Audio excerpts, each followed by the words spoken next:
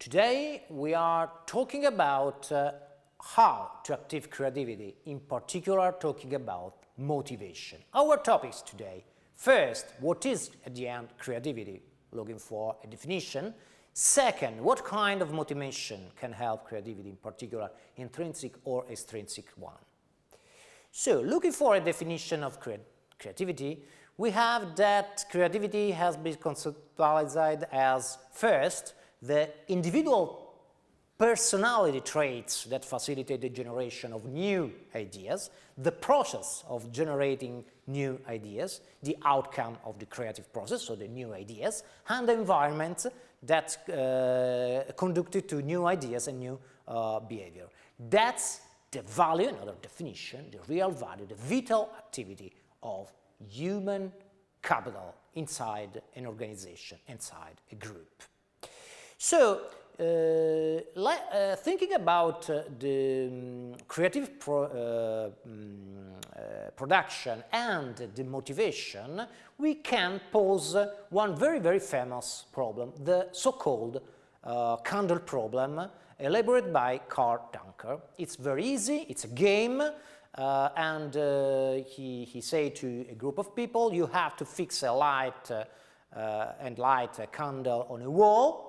You can see here the elements, so you have to put the candle on the wall in a way so the candle walks one drip into the table below. You can use, of course, the candle, a book of matches, and a box of tambacs. Here you have to solve this problem.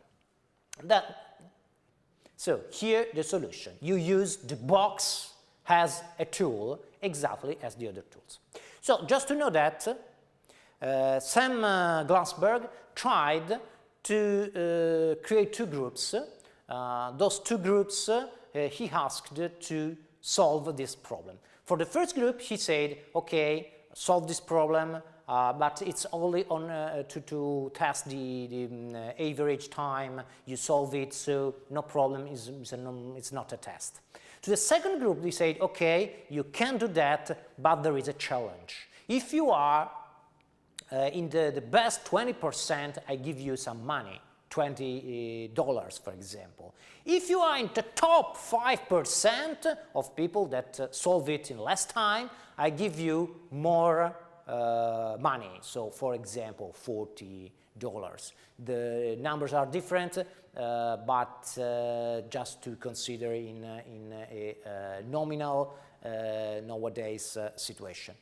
So, in a way, we can think that when we put rewards, when we give money, they are more motivated, so they solved in less time. The problem is not that solution. As you can see in the previous slide, here you can say that no stress people made it in 7.41 minutes. When you are paid to that debt, it takes 11 minutes to solve the problem. So there is something very strange here. The strange thing is that if I give you an extrinsic motivation, you are not able to solve the problem in less time. That's because motivation is not acted by external motivation. In fact, to test it, they proved a simple version, a routine version of the candle problem. In this version, you have that the thumbtacks are out of the box, but in this case, rewards worked.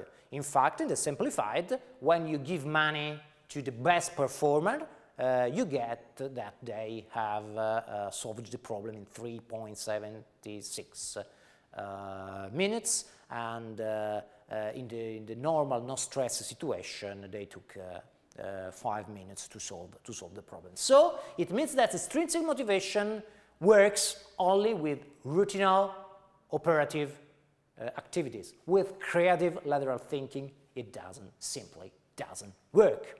And it's a very solid solution. So when we are facing with the creativity, we have to use intrinsic motivation that made by pride, by interest, by achievement, by curiosity. The extrinsic motivation of current sticks simply doesn't work. This guy here, Daniel Pink, in his work Drive, shows how the intrinsic motivation is connected with three fundamental dimensions.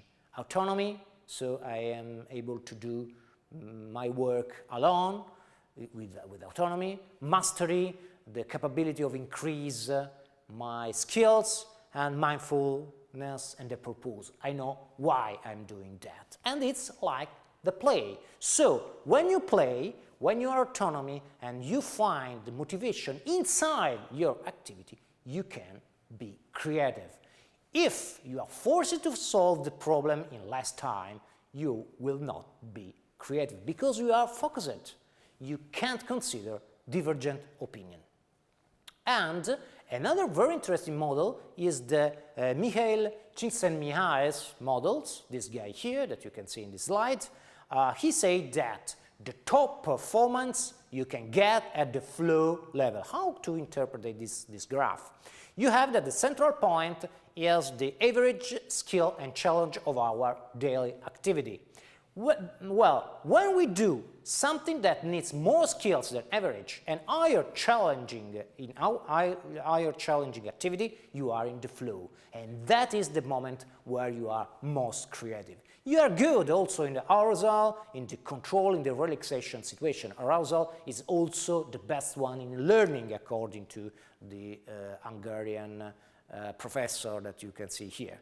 On the other side of the graph, you have the bad situation: anxiety, worry, apathy, and boredom. Apathy is the most common situation where we are. We use less skills and to do things, to do activities that are not challenging for us. So, conclusions. Creativity is a process. With creativity, intrinsic motivation works, extrinsic motivation simply doesn't work. So, to find the best, find your flow state and stay there, and you can be mostly creative you can, using your intrinsic motivation at the top. Thank you.